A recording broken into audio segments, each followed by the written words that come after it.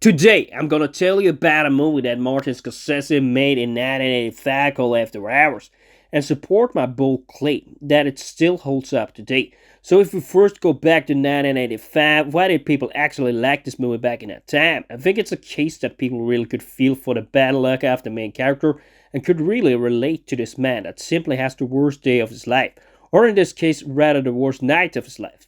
Because, of course, who has not had a very bad day happen to him once or twice in their lives? So then it simply becomes highly relatable. A second case why people like this, I think that comes down to it because it is quite different from other movies. During that time, a dark comedy or a black comedy, as this movie genre is called, was highly unheard of at that time. And you also see it in the way it is filmed, with all these strange things happening, that it is a quite unique movie that tries to distinguish itself from the more usual movies during this time. If we compare it to other dark comedies, such as The Ice Harvest or The Inglourious Basterds, I feel we see a much more enjoyable movie in this case. And while Inglourious Basterds is not that overly bad compared to this movie, if we compare After Hours to The Ice Harvest, this is a movie that is much funnier, more enjoyable, and much more entertaining than the failed project from Harold Ramis.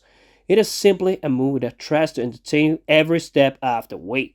Thirdly, if we now compare it to new movies from the last couple of years, they create a bridge between new movies, and this movie is quite huge. This is, in fact, the most recent movie from Martin Scorsese that is not an adaptation or a biopic, which might say something about the later creative sense from this director that mostly has made monster movies during his career. Here in this movie, however, his creative chords are off the rails, and weighing it up against the creative bridge I'm talking about is a bridge where this is much more creative, and the new movies created today are largely more generic. Today, most directors, movie studios, or producers just create so much of the same movies with prequels, sequels, remakes, and adaptations in the works. That's why a movie such as this, even when it's from as long back as 40 years ago, stands as a fresh piece of film in a day where the movie landscape just becomes less and less creative, where they do not dare to take chances anymore. Of course, there are still movies that stand out from the background like Megalopolis or The Substance, but they are not as well polished as this movie, where you easily bridge the balance to make a movie that focuses more on the actual entertainment and the events rather than the dialogue, which is a failed approach in many new movies. That there is always something to learn, always a deeper message. This movie does not have that deeper message buried into it. It is just about a man that is surrounded by bad luck and bad decisions.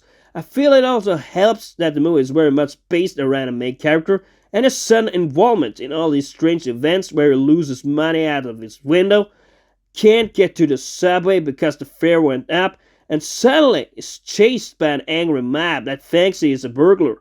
That's also just one of the reasons why it holds up today, because what happens in the movie is all too relatable to too many people, and for me, it's a 7 out of 10.